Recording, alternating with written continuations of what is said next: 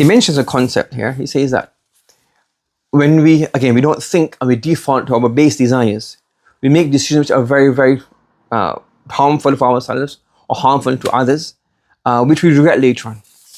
And he says here that most good people, decent people, they will never make a decision which would, or do something, make a decision or do something which would harm somebody else.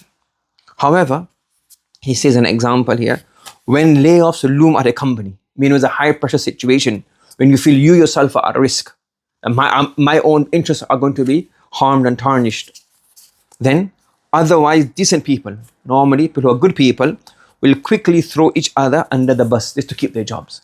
Now, obviously not talking about jobs and business and layoffs here, but when you find that we're in a situation, we wouldn't want to cause harm to anybody else.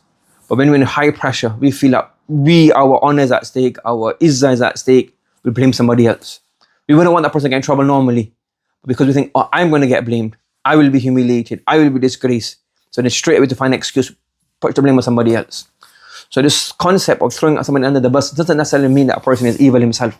But at that point, when he's under a lot of pressure, to throw the pressure away from himself, to deflect the pressure, deflect what he seems or she seems to be very dire circumstances, he deflects it and puts somebody else under the bus. Blame a decision on somebody else, blame the error on somebody else, all sorts of things like this.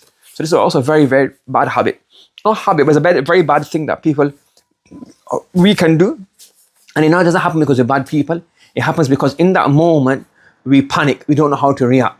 So again, you have to learn that when a situation comes where we're not familiar with, an abnormal situation, a high pressure situation, you don't have to react immediately. Think a little bit so that we don't end up making a decision which we regret. And especially think of this, that we don't want to throw anybody under the bus. Do not our friends who we've built a relationship with, our colleagues, our classmates, anybody, that we end up doing something which in the heat of the moment, spur of the moment, under the pressure, we put them in a bad situation, a bad position.